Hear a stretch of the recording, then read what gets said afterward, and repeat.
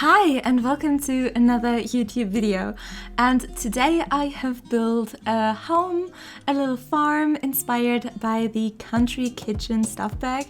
No, kit. The Country Kitchen kit. I still have to get used to that.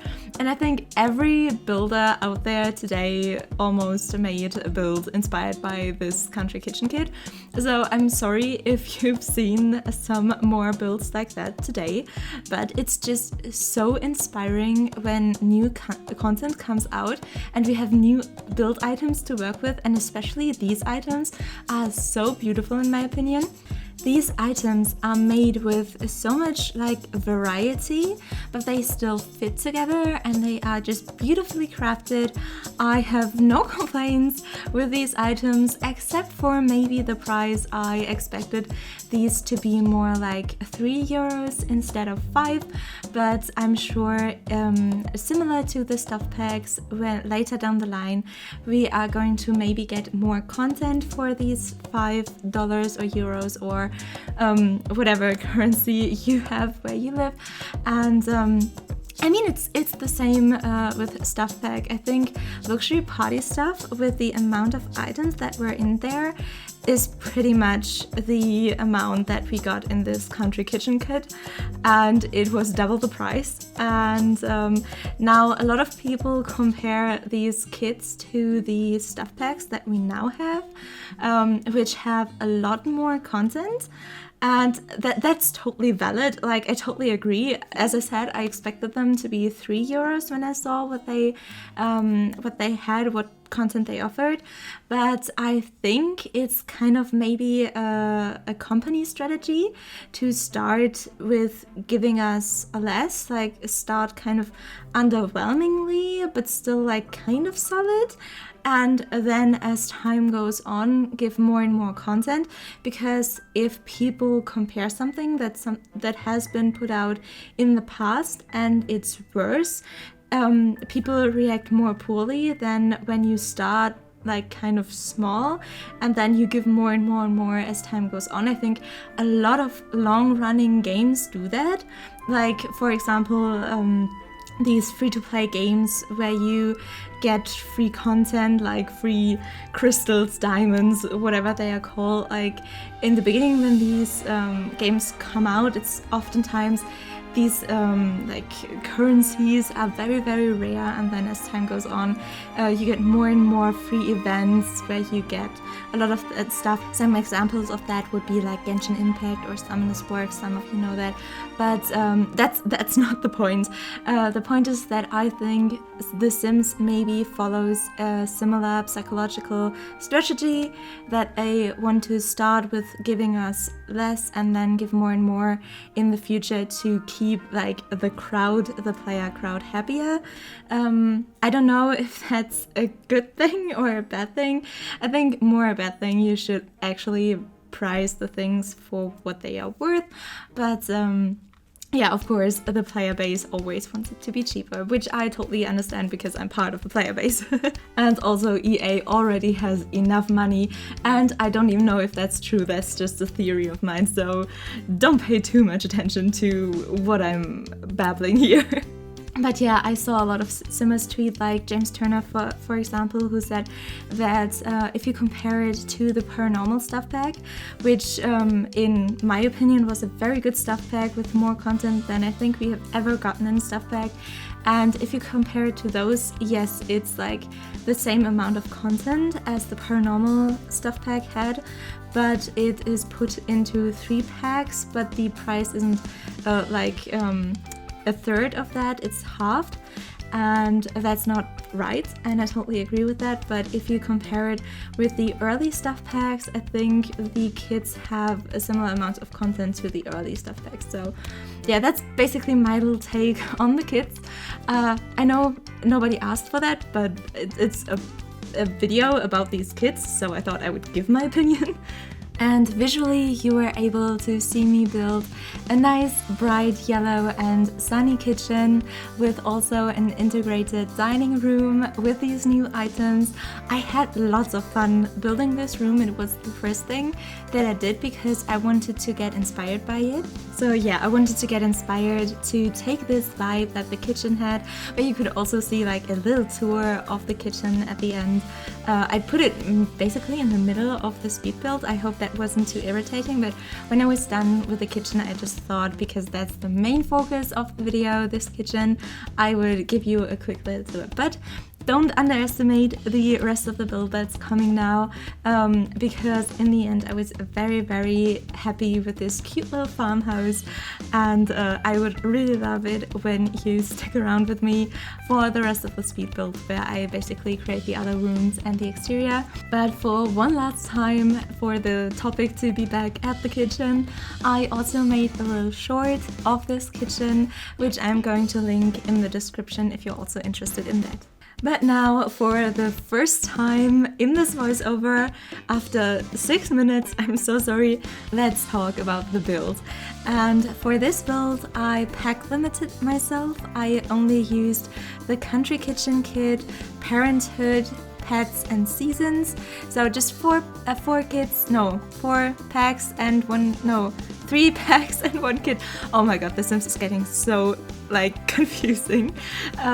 But yeah, so I only used these 4 packs or whatever and the base game, and I also gave myself a budget of 100,000 simoleons. I know that's kind of a big budget, but I think it's still achievable if you work hard with your Sims for a couple of weeks, and so you could still buy this house realistically without cheating, I would say. So that's nice, hopefully.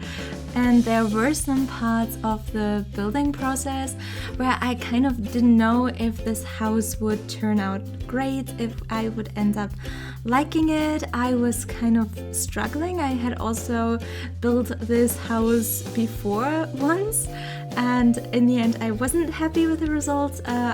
I also started with the kitchen and then built a floor plan and a shape around it, and I didn't like the shape at all. I had so many problems with the wallpaper and the roofing that I started over, and this one I liked better. But also when I was at the exterior, I wasn't sure about the build.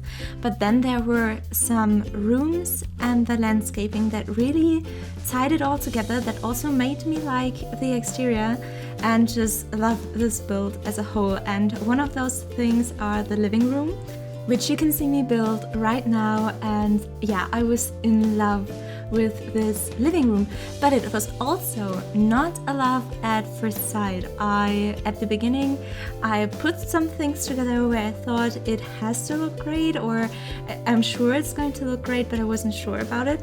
But then when I later changed the wallpaper, I changed out one of the little tables, the little side tables with the mirror underneath, like not underneath but above this side table, and I changed the color of that too. And then I started to really like it. I created some creative little nooks. I decorated the fireplace with the tool mod. Everything was full with bright white and cream and yellow colors. It was full with flowers, which I loved. So yeah, in the end I was really in love with this room. I think I like it equally as much as the kitchen. So yeah, I think that's a success, because usually interior design is not my strength, which is also maybe a reason why I felt so insecure about this build, because I've focused so much on the interior design and then the exterior was sort of an afterthought, even though in the end I was kind of happy with it. But yeah, so I felt a little bit insecure while building this, because so much heavy focus was on the interior, but I pulled through like the ugly stage in a painting. I just pulled through, and in the end it came out great. So I'm very happy that I stuck with it. I think that's also maybe some building advice, that you just have to feel it out. There are some builds where it's better just to bulldoze and start over. That's something that I struggled with, especially in Minecraft, just to destroy a build and start again, or destroy parts of a build and build them again, because oftentimes I feel like, okay, I've put in so much work into that, let me put in more work to kind of try and save it, while in the end I'm just not happy with the end result because I see all of the mistakes. But there are other cases where you seem to not be happy with it, but you also don't see any like unfixable big mistakes. So in these cases, maybe it's better to just like push through with the build or the painting or whatever, and in the end it's hopefully going to come out great. And yeah, so I'm showing you not every room that I built for the interior of this build. I am only showing you the living room, the upstairs hallway, which I was surprisingly happy with, even though it's nothing special, but I still kind of wanted to show it, and also the grandma's bedroom. Oh yes, and the downstairs bathroom, but that's the only bathroom that I'm going to show you. All of them are like kind of different, but I'm doing the same stuff over and over, like placing a sink and a toilet and a shower, and then placing the towels and the soap. And on the upstairs bathroom, I also put in some toothbrushes and stuff, but yeah, just normal bathroom stuff. So I just put in the downstairs bathroom, but yeah, let's talk about Granny's bedroom, because this isn't a normal house where you have two bedrooms and one is for a pair of parents, like young adult parents like you always play with in The Sims, and their toddler child. I think that's a pretty normal Sims family, but this time I wanted to do something different, because I got such strong, like lovely granny energy from the kitchen that I really wanted a grandma to live in this house and be able to cook in the kitchen. So what I thought about was maybe there is an adult couple living here, so not young adults but adults, and they maybe take care of the mother of one of the two of them, and the mother inhabits now one of the bedrooms that earlier belonged to maybe a child of theirs that has already moved out. So now they live with grandma, and she has her own little room that she decorated to her heart's content. So it's not just a bedroom, it's also like a mixture with a living room. And I kind of wanted to make this room feel like it could also come from the 50s, 60s. I know that's like kind of too recent for grandma age, maybe, I don't know, but yeah, I think it's definitely too recent for grandma age, but maybe it's a grandma that really like thrived in her 30s when it was the 70s, and took it all in, and also took like kind of the architecture in, maybe. But yeah, so she has her sofas there and a bookshelf, and just like, and has a nice space. But then when I was basically finished with it, I noticed that the poor grandma didn't have any like windows, because with the only window that was there, I put the wardrobe in front of it, and I was so sorry for poor granny that I put in 2 extra windows, which was hard at that point because I was really struggling with budget. And I think this room isn't the aesthetically most beautiful room that I ever made, but I feel like it has a lot of character, and I love this room, and I feel like it's also kind of realistic, so I really wanted to show it off. I skipped the other bedroom because it was just a normal bedroom, like the master bedroom. It was a lot nicer to look at, I feel like, because it had these nice white panel walls and stuff, and it was a lot more, yeah, I don't know, like presentable, but I feel like it didn't have that much character, and because I didn't want this to get too long, I cut that one out. But it's in the like walkthrough later, the cinematic tour, so you can still see the second bedroom there. But that's enough about the interior, let's talk about the exterior. And I feel like the moment when I was playing around with the landscape painting tool, and I came up with the idea of these 4 small fields where they could very much like plant different plants and farm them. That's when the exterior started to get character, it started to come together. I had lots of fun with the landscape painting and also later with decorating these fields, and also with like all of the landscaping basically made it really fun for me. Usually I do the landscaping as one of the first steps, and this time it was one of the last, which is probably why I wasn't that sure about this build for so long, because I waited so long with the landscaping. And I would say that's definitely my strongest builder skill. I wouldn't say I'm a pro builder, like by no means, there are so many way more talented builders out there, but if I would have to say like I as a builder in which area I like thrive the most, it's definitely landscaping. And when I finally got to it, when everything else was finished, I had so much fun. And I just saw how it also made the other exterior of the build look better and better as I went on, and filled the surrounding up with flowers. And I surrounded these fields with these white debug fences that I found. I was a little bit sad that I couldn't use the cats and dog fences, which I originally wanted to use to surround the fields. They would have been much nicer, especially because this was terrained, so the terrain wasn't even, and the fence tool would have just like stuck to the landscape, and it would have looked great. But in this case I didn't have any budget left, so I had to do it with white debug fences and then go in later with the tool mod and rotate all of them to kind of line up with the landscape, which was such a pain.